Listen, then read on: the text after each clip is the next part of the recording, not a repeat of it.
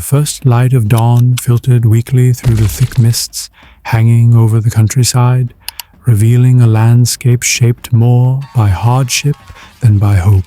Across the muddy fields and crumbling villages of medieval Europe, existence was not assured.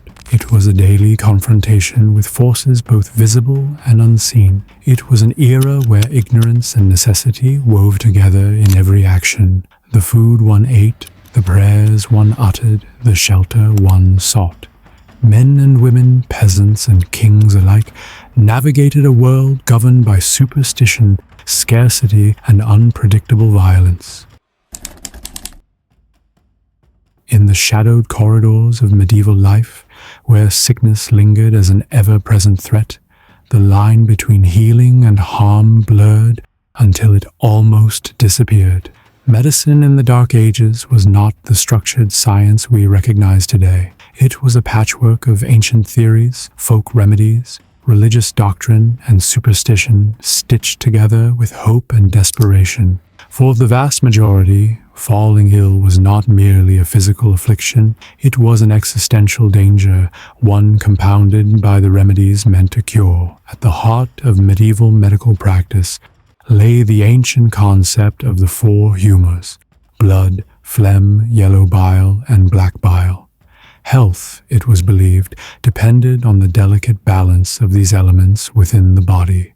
Illness was not caused by pathogens, but by an imbalance, a disharmony that needed correction through sometimes brutal interventions.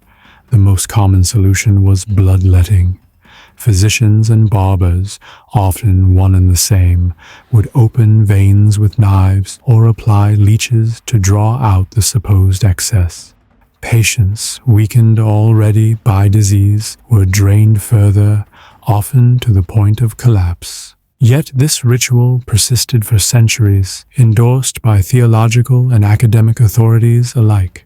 Beyond the blood, the very fluids and excretions of the body became subjects of intense scrutiny. Physicians diagnosed ailments by tasting urine, inspecting feces, and examining the pulse in elaborate ritualistic manners.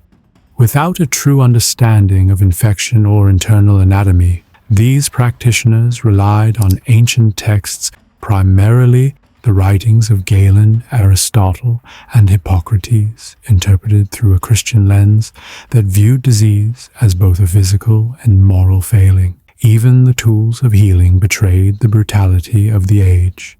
Surgery, when attempted, was a desperate last resort, carried out without anesthesia or antisepsis.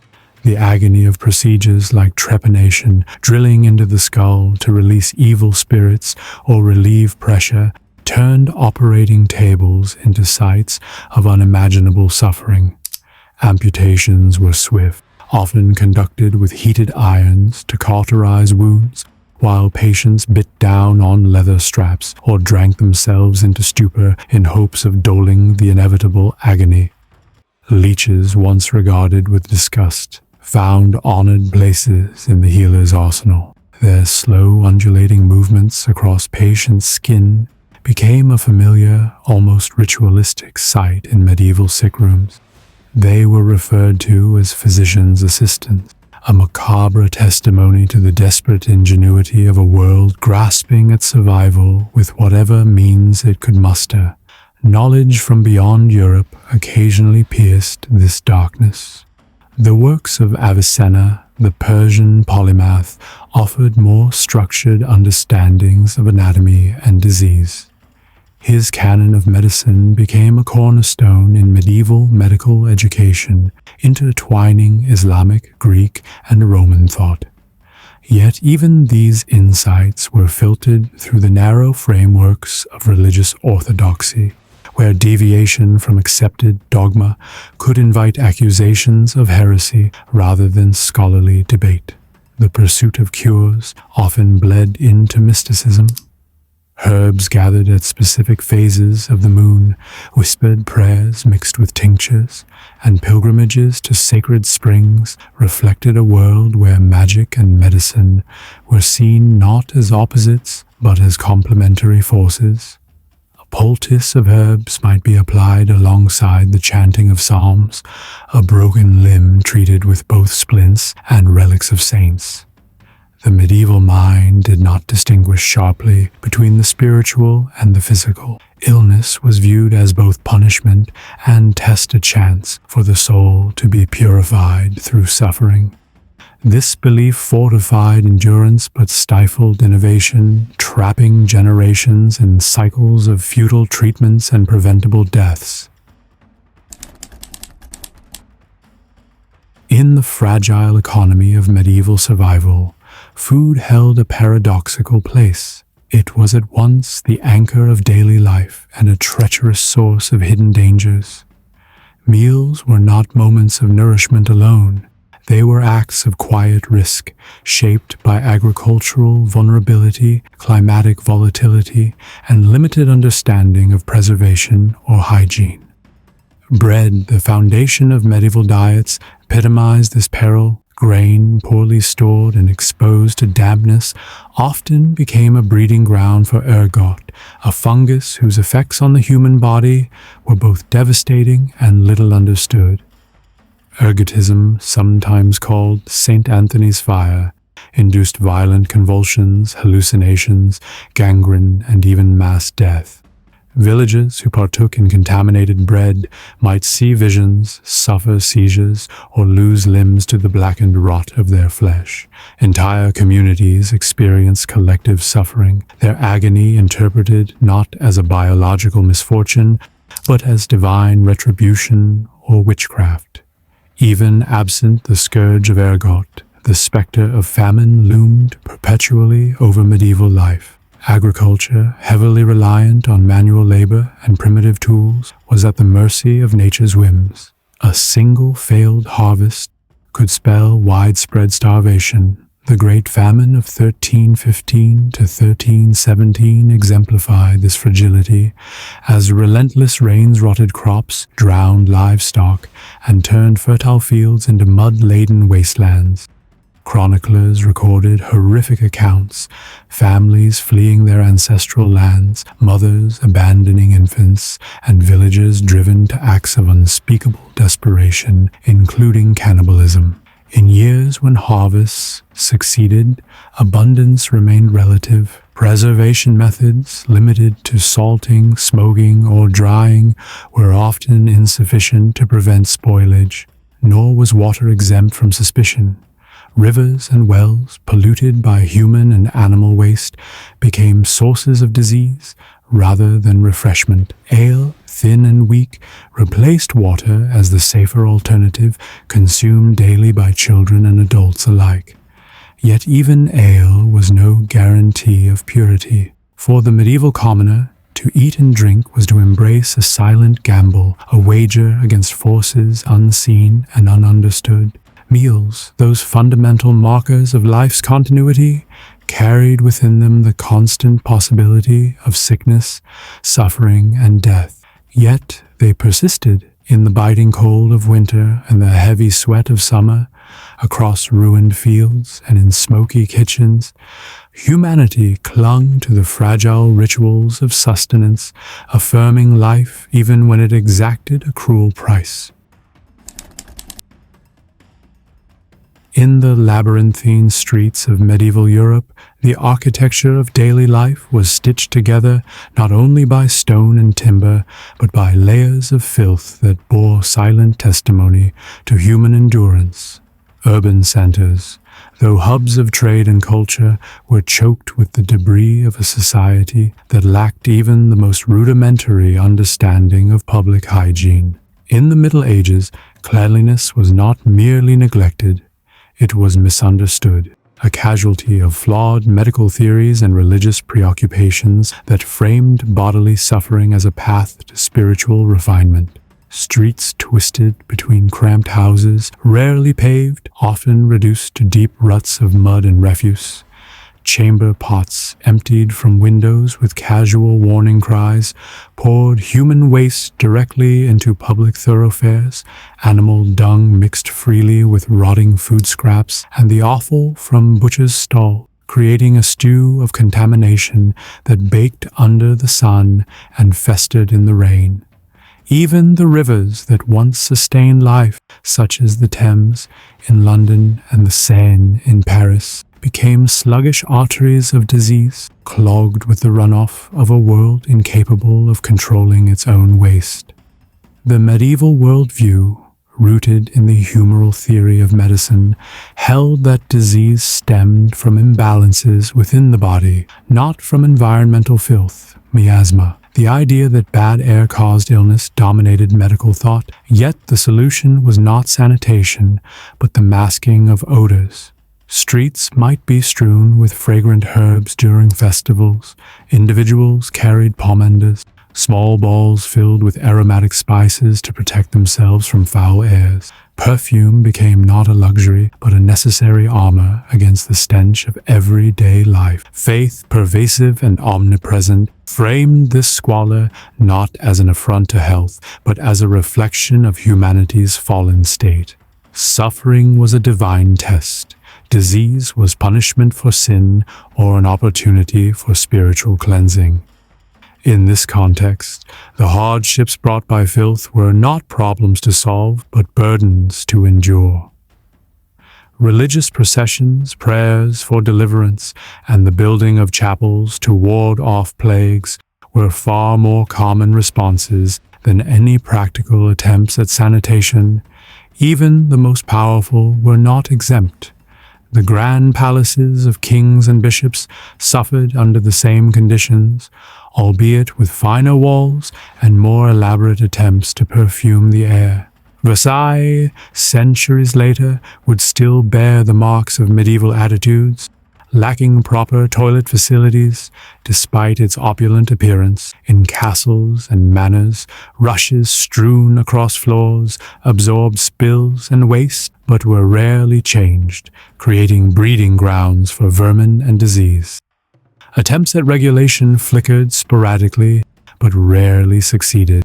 Municipal authorities sometimes issued edicts forbidding the dumping of waste into streets or rivers, but enforcement was lax and citizen compliance minimal. It was easier to invoke divine protection through masses and prayers than to undertake the immense labor of re-engineering entire towns. The connection between cleanliness and health would not be scientifically established until centuries later, but its absence shaped every facet of medieval urban life.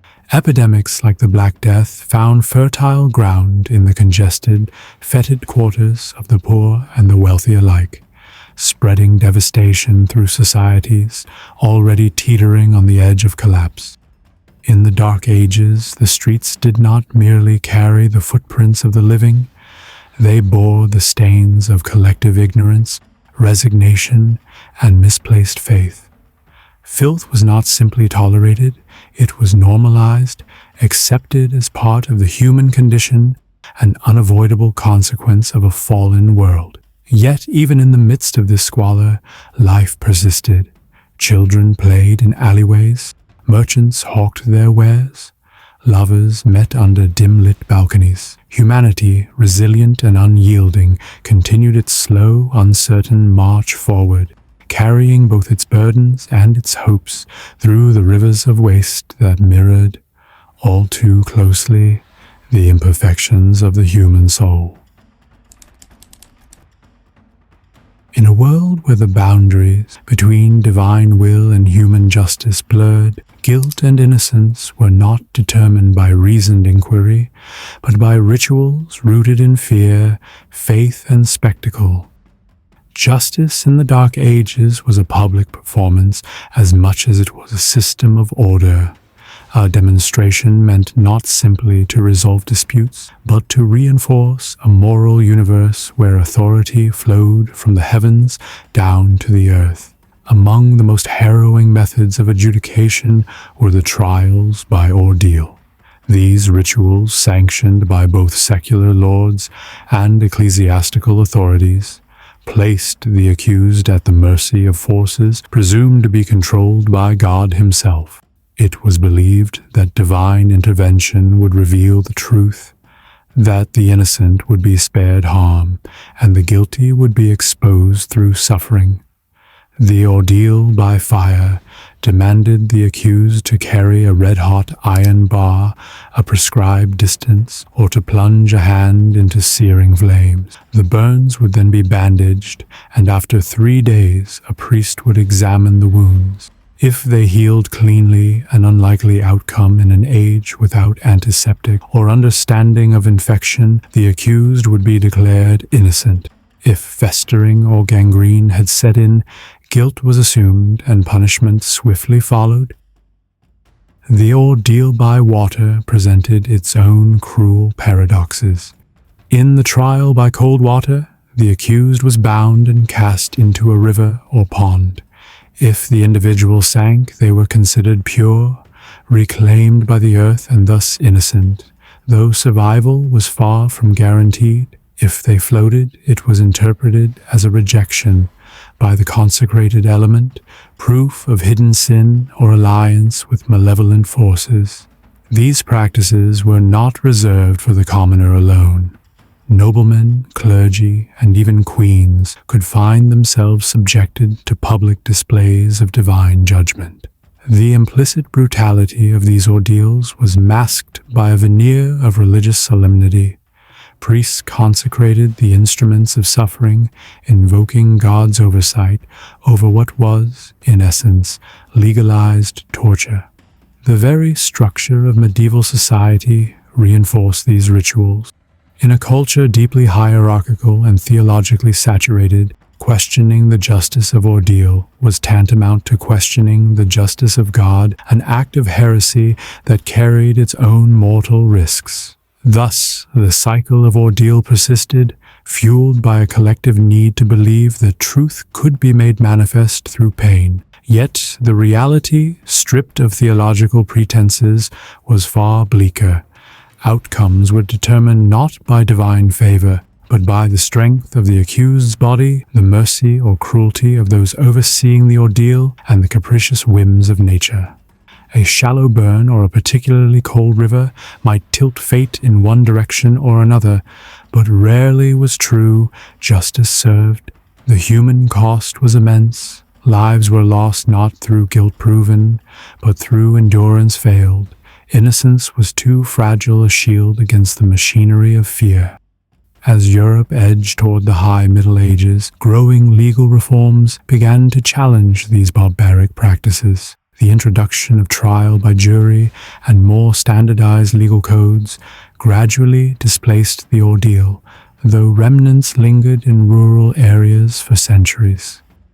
In the silent ruins of forgotten villages and the worn stones of ancient churches, echoes of these trials remain a stark reminder of a time when survival depended not merely on one's innocence, but on the unpredictable judgment of fire, water, and faith. In the harsh, uncertain realities of the Dark Ages, where hunger and disease claimed lives with quiet regularity, beauty offered no refuge. Far from being a symbol of health and vitality, physical appearance became yet another arena where danger lurked beneath the surface. For those who sought to embody the era's fleeting ideals of grace and refinement, the cost could be fatal. Pale skin, in particular, became the ultimate marker of aristocratic beauty, a visible declaration that one lived a life free from outdoor labor under the punishing sun. To achieve this prized pallor, noble women and wealthy men alike turned to cosmetics composed of deadly substances.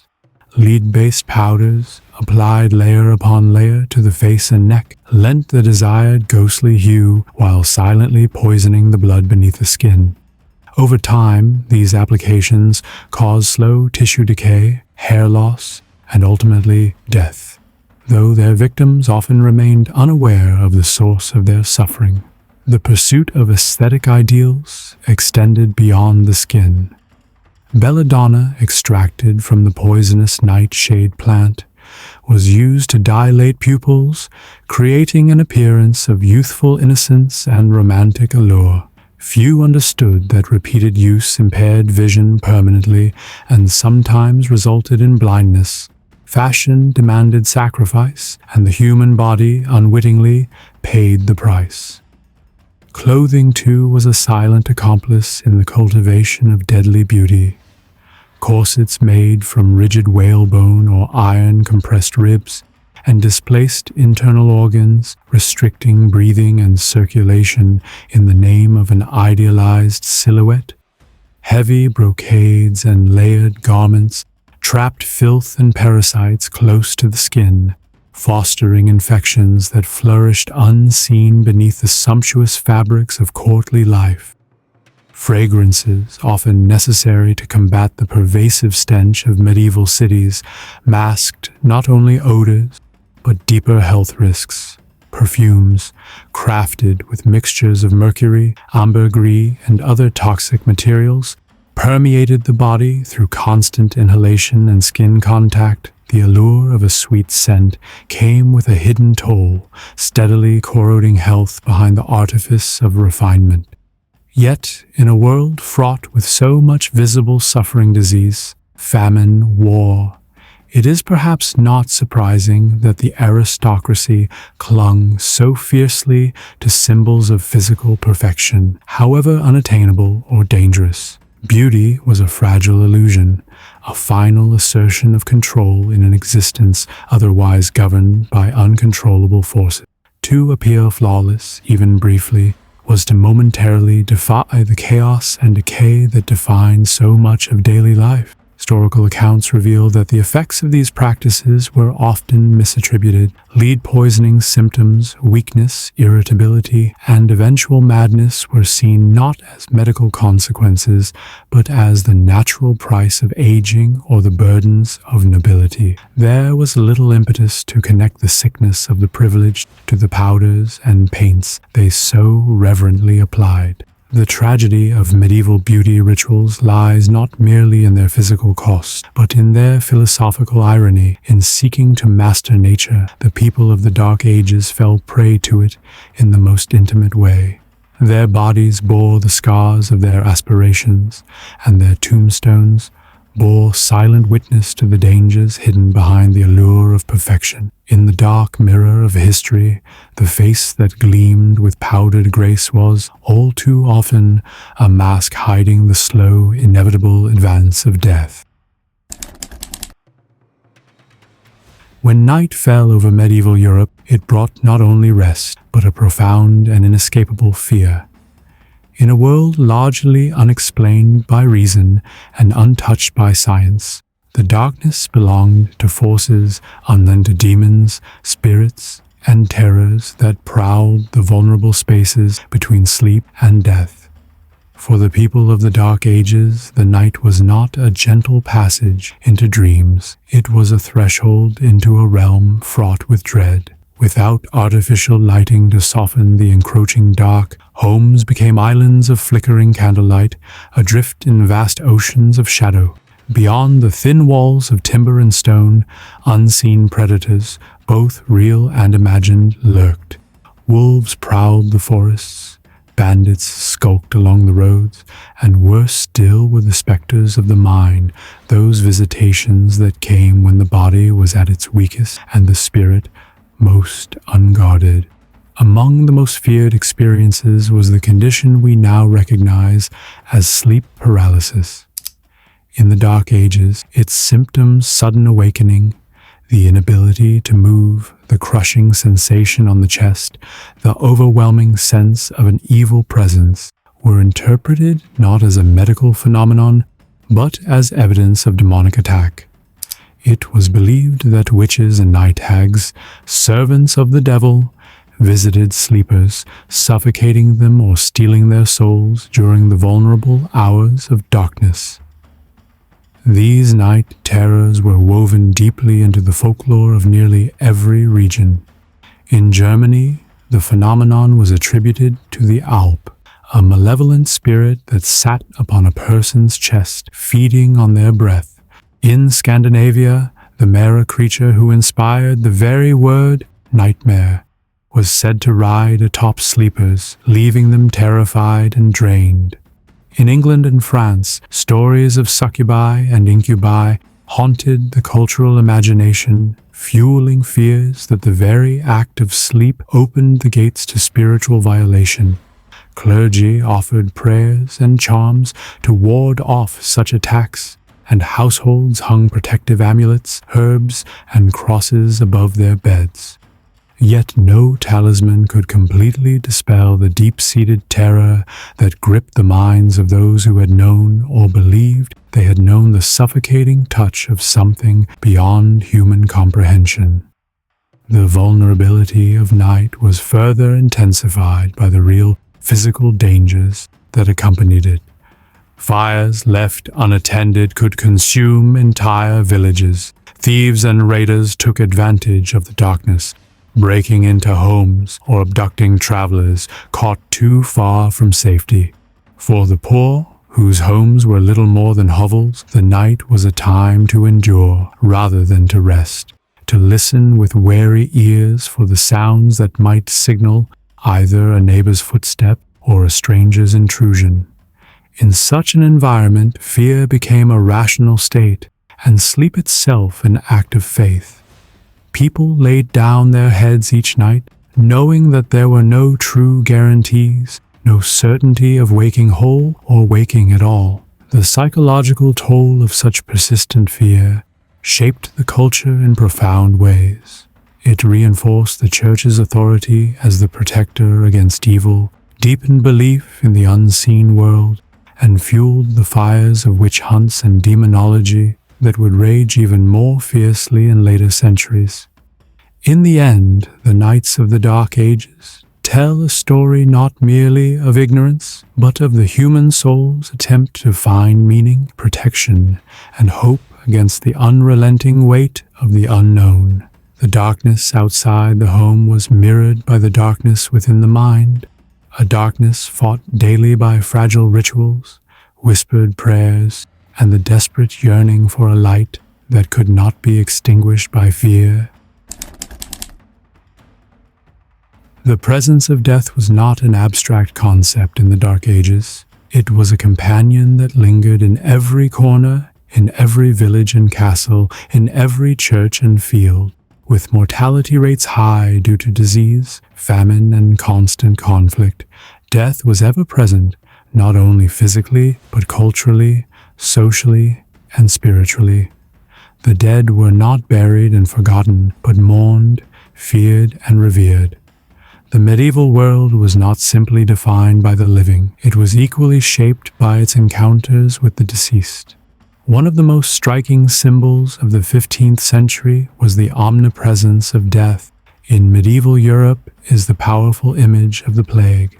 The Black Death, which swept across Europe in the mid-14th century, was perhaps the most vivid representation of humanity's fragile mortality. It was a disease that took not only the lives of peasants, but also kings, queens, and clergy, devastating entire communities in a matter of weeks. The plague ravaged the continent, leaving villages empty, cities desolate, and entire societies in disarray. People died by the thousands, but it was not just the bodies that were affected, it was the very fabric of civilization itself. In the wake of the disease, Europe was left to confront its own mortality, to come to terms with the uncertainty of life, and to find meaning in a world that appeared to be constantly on the brink of collapse. Yet, while the Black Death left a profound imprint on the medieval psyche, it was by no means the only reminder of human frailty. The ever-present threat of famine, the constant risk of violent conflict, and the spiritual crises of the time all reinforced the view that death was always just one misstep away. In the face of such constant uncertainty, people turned to their faith for solace, and one of the most prominent ways they did so was through the songs of the dead, a profound expression of both grief and hope. In the wake of death, music became a means of expressing the sorrow and anguish that could not be put into words. Songs, dirges, and hymns were written to mourn the deceased, to ensure their souls' peaceful passage to the afterlife, and to comfort those left behind. These musical expressions were more than mere mournful tunes. They were spiritual rituals designed to provide solace for the living and to honor the memory of the dead. The lyrics of such songs often spoke of the fragility of life and the inevitability of death, reinforcing the belief that life was transient, a fleeting moment in the vast expanse of eternity. One of the most famous examples of this medieval ritual is the Dies Irae, a Latin hymn traditionally sung in Catholic masses for the dead. Its lyrics, depicting the Day of Judgment, spoke of the coming wrath of God, the resurrection of the dead, and the ultimate fate of every soul. The Dies Irae was not merely a song for the dead, but a reminder to the living of their own fragile nature and their eventual return to the earth.